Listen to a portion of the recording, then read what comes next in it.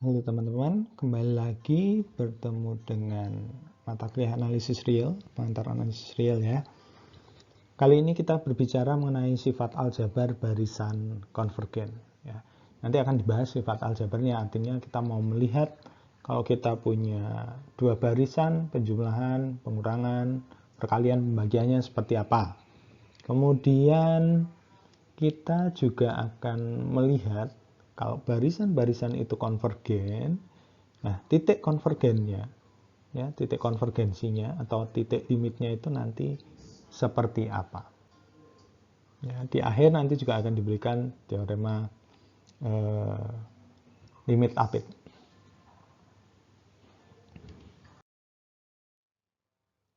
Ini yang pertama, kita perlu mendefinisikan barisannya, ya. Nah, perhatikan teman-teman ya. Ini ada xn, yn, ini yang pertama, penjumlahan. Jadi kalau kita punya barisan xn ditambah dengan barisan yn, itu jadinya apa? Jadinya ya setiap suku-sukunnya dijumlahkan. Ya, sebagai contoh, ini tidak semua, tapi mungkin beberapa saja nanti yang akan saya berikan contoh. Misalkan saya punya barisan xn itu sama dengan ini, 1/n begitu. Kemudian barisan yn katakanlah 2/n. Nah, dari sini saya punya xn plus yn, berarti kalau berdasarkan definisi operasinya penjumlahan ini, berarti ini nanti adalah barisan ini adalah 1/n plus 2/n atau di barisannya 3/n. Ya, jadi setiap suku-suku yang berindeks sama itu dijumlahkan.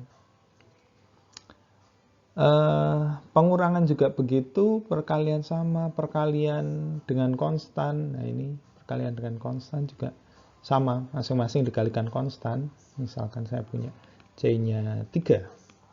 Berarti kalau 3xn, maka ini akan sama dengan gini ya. xn-nya 1/n berarti 3 kali 1/n, atau ini sama dengan 3/n. Pembagian, berarti kan ada syaratnya. Ini boleh dilakukan jika yn-nya tidak 0. Hati-hati. Tidak hanya salah satu, tapi di sini ada untuk setiap n. Ya. Oke, itu definisi operasi. Saya rasa teman-teman juga sudah familiar, karena ini sebenarnya juga mirip dengan fungsi, karena barisan sendiri itu juga merupakan fungsi.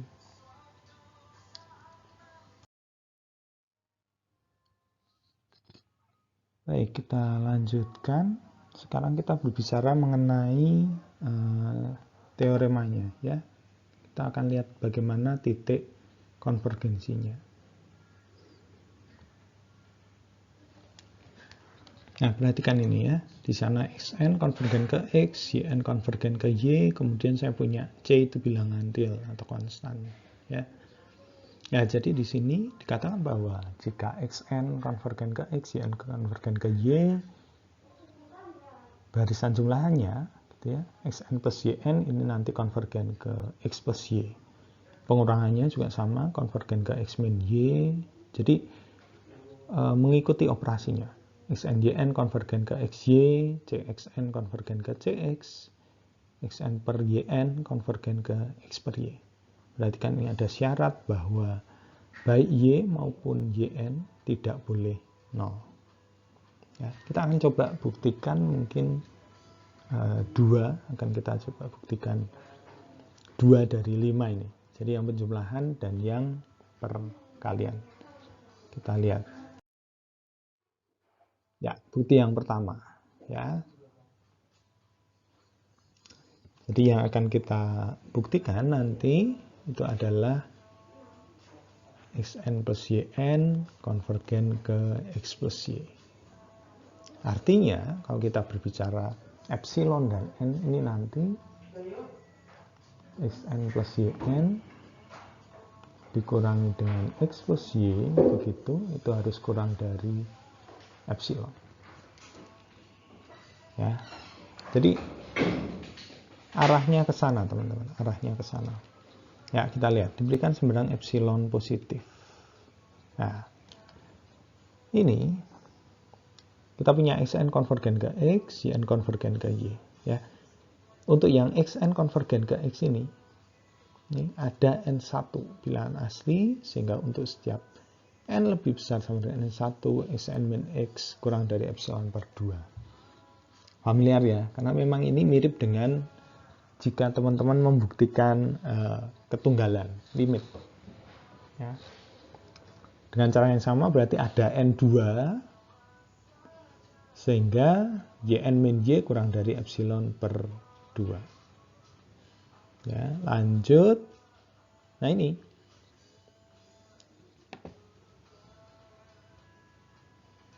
Perhatikan. Ya. Dipilih n-nya maksimum dari n1, n2.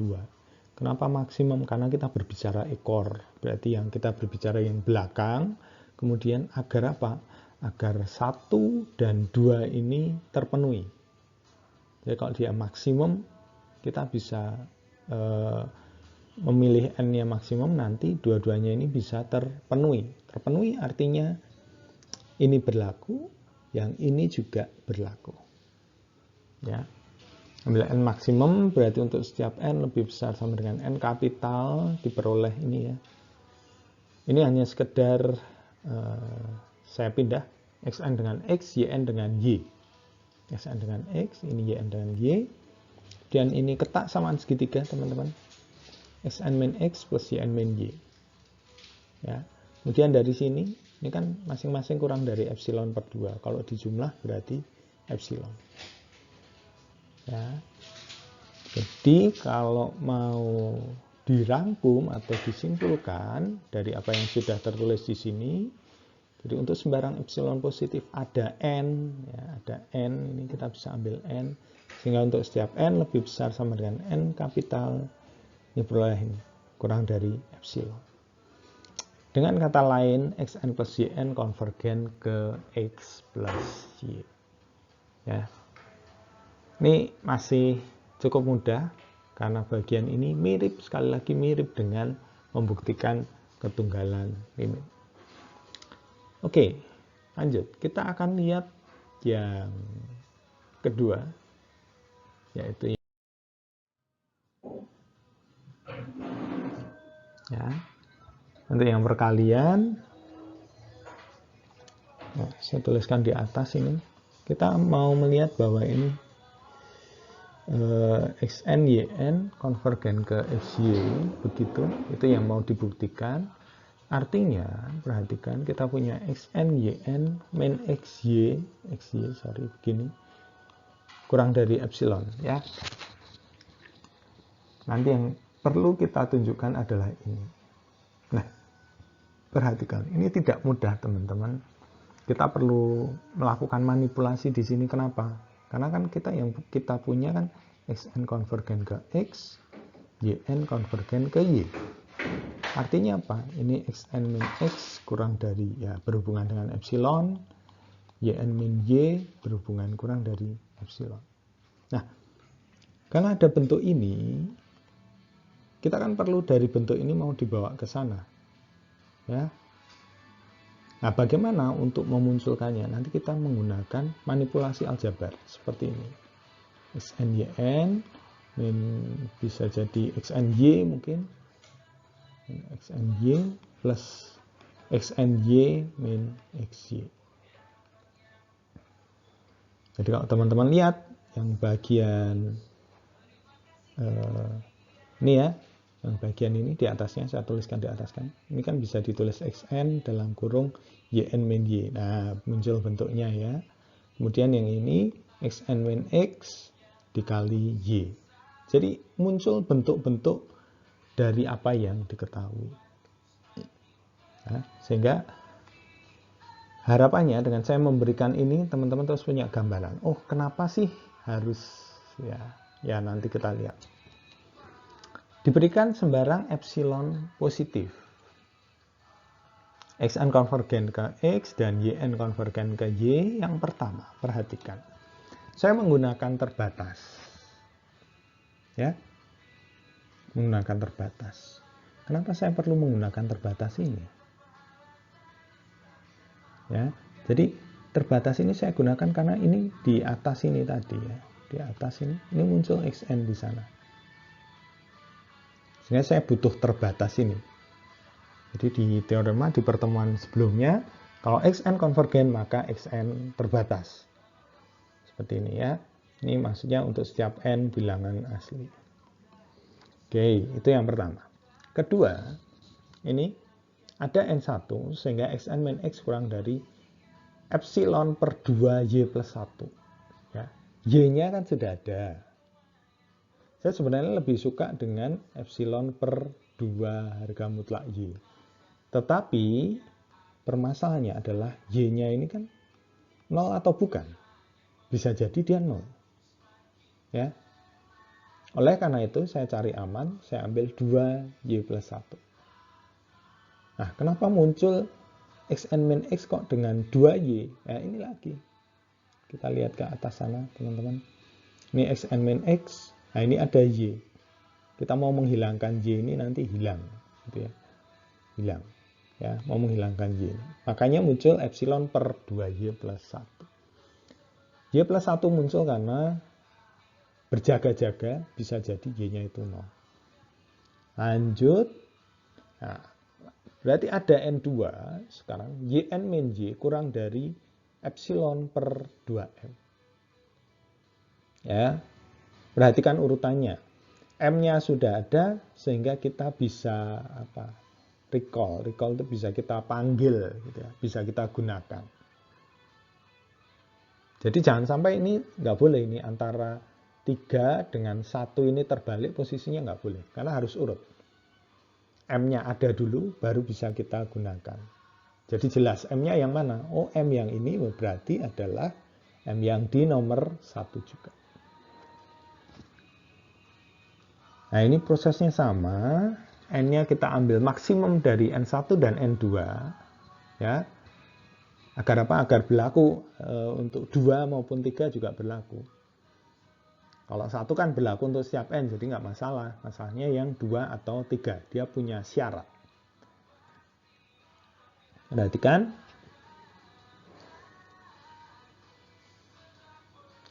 xn yn min xy, seperti yang saya tuliskan di atas ya. Xn yn dikurangi xny plus xny min xy. Nah, kemudian gunakan ketaksamaan segitiga. Ya, jadi sebenarnya ini nanti seperti yang di atas dulu. Distributif ya, masing-masing xn yn min y, xn yn min y, kemudian y xn min x. Ya, ini xn yn min y xn min x. Ini ketaksamaan segitiga, kemudian pakai sifat harga mutlak. Nah, dari situ sekarang kita akan lihat. Nah, ini kelihatan sekarang. Harga mutlak xn kurang dari m. Kenapa? Berdasarkan 1. Yn min y kurang dari epsilon per 2m. Dari mana? Berdasarkan 3. Kemudian y tetap, kemudian xn min x kurang dari epsilon per 2y plus 1. Dari mana? Dari 2. Oke. Seperti itu. Jadi ini mulai kelihatan ya arahnya kita mau ke epsilon per 2. Yang ini jelas, M-nya bisa dicoret, epsilon per 2. Kemudian yang ini, ya, ini akan kurang dari epsilon per 2. Ya, kenapa? Karena y per y plus 1 itu pasti akan kurang dari 1. Saya tuliskan di sini. Jadi y per y plus 1 ini pasti kurang dari 1. Ya. Sehingga ini pasti kurang dari epsilon per 2. Sama dengan epsilon. Oke. Kesimpulannya. Untuk sembarang epsilon positif terdapat n ya. Sembarang epsilon positif atau untuk sembarang sama terdapat n, sehingga untuk setiap n yang lebih besar n ini dari sini berlaku xn yn dikurangi XY kurang dari epsilon. Dengan kata lain apa? Ini harusnya XN, YN konvergen ke XY, ya. Bukan penjumlahan. Daripada saya harus mengulang rekamannya. Oke, semoga jelas ini. Masih ada beberapa slide lagi. Nah, sekarang kita lihat contoh. Ya. Jadi kita sekarang bisa menggunakan sifat-sifat aljabar tadi, operasi-operasi aljabar tadi. Nih, kita akan lihat bahwa barisan ini konvergen ke 0. Sebenarnya ini seperti kalau teman-teman membuktikan limit jadinya, ya. Karena limit dengan konvergen pada dasarnya idenya sama, begitu. Konsepnya hampir sama. Ini penjelasannya. Xn-nya, ini kan n per n kuadrat per 1, saya bagi dengan n kuadrat, itu menjadi 1/n per 1 plus 1/n kuadrat. Ya. Kemudian, karena xn sama dengan ini, kita ambil limitnya. Karena konvergen, sama konvergen kita bisa ambil limitnya. Ya, ini saya ambil limitnya. Nah, ini di sini pada bagian ini udah pakai sifat-sifat limit ini. Dia sudah masuk ke sana, begitu ya. 1 plus limit. Nah, ini sudah masuk ya. Pakai sifat-sifat xn per yn limit atau xn per yn konvergen ke x per y gitu ya. Ini limitnya masuk, ini sifatnya. Kemudian ini limit per n 0, limit per n kuadrat juga 0, berarti ini 0. Ya, atau dengan kata lain, xn konvergen ke 0. Lanjut. Lagi, ini contoh yang lebih kompleks. Ini ada juga di bukunya Pak Heri. Ya, xn sama dengan 1 plus 2 plus, dan seterusnya sampai n per n plus 2 kurangi n per 2. Konvergen kemana? Ke negatif setengah. Oke, kita lihat. Ya, saya rasa teman-teman familiar, 1 plus 2 plus dan seterusnya sampai n, itu rumusnya adalah setengah n plus 1. Ya. Nah, kemudian ini disederhanakan, samakan penyebut, diperoleh ini, negatif setengah n plus 2. Ya. Nah, ini sama dengan tadi idenya, saya bagi dengan n. Sekarang saya bagi dengan n menjadi seperti ini. Nah, kemudian setiap ruas kita kenakan limit, ruas kiri maupun ruas kanan. Ya, ini kita kenakan limit. Ya, ini kalau mau lebih bagus lagi, ini sebenarnya ada kurungnya gitu ya, biar lebih jelas. Oh, limit ini minus setengahnya bisa keluar. Nah, ini sudah mulai pakai sifat yang ini ya, ini ke sini. Minus setengahnya keluar, limitnya masuk. Ya. Jadi limit konstan ya konstan. Ini sudah limit, ya tinggal yang ini. Limitnya berapa hasilnya? 0. Ya. Atau mungkin kalau pengen lebih detail di sini tuliskan limit dulu boleh. Di sini juga tuliskan limit dulu boleh. Mau detail baru ke sana. Ya, negatif setengah kali yang di dalam kurung itu hasilnya adalah 1, berarti adalah negatif setengah. Jadi itu fungsi operasi-operasi aljabar pada barisan tadi. Ya. Lanjut, masih ada 2 slide. Ya, ini sebenarnya ada beberapa teorema atau beberapa proposisi ya di dalam bukunya Pak Heri, tapi nanti yang lain silahkan dibaca sendiri, tidak terlalu sulit. Nah, saya fokus di 2 hal ini. Ya. Fokus di teorema limit apit. Kenapa nomor 1 saya sertakan? Karena ini digunakan untuk membuktikan yang bawah. Nah, pembuktiannya mungkin sedikit berbeda dengan apa yang dituliskan dalam bukunya Pak Heri. Saya akan membuktikan pada bagian 2. Bukti 2. Ya. Berdasarkan satu, ya, karena kita punya ini, xn lebih kecil sama dengan yn lebih kecil sama dengan zn. Kalau kita lihat ini ke sini, itu artinya kan sama saja limit xn lebih kecil sama dengan limit yn. Ya, kenapa? Karena limit xn itu adalah x, limit xn itu adalah x, limit yn itu adalah y. Jadi bisa kita gunakan ini. Nah, kemudian apalagi yang diketahui? Diketahui ini, teman-teman. Xn konvergen ke alfa, Zn konvergen ke alfa. Sehingga pada baris tersebut bisa saya tuliskan ini. Alfa lebih kecil sama dengan limit Yn lebih kecil sama dengan alfa. Nah, kalau sudah seperti ini, apa yang terjadi dengan limit Yn? Karena dia diapit oleh alfa. Ya sudah, mau tidak mau, limit Yn-nya adalah alfa. Atau bisa kita tuliskan ini. Yn konvergen ke alfa. Ya, itu bukti limit apit. Atau biasanya sandwich theorem gitu ya. Jadi kalau sandwich itu bayangannya kan ada yang mengapit ya. Dua roti yang di atas, satu di atas, satu di bawah. Ya. Lanjut, satu lagi saya berikan. Ini penggunaan limit apit ya. Limit sin n per n sama dengan 0. Kita tahu bahwa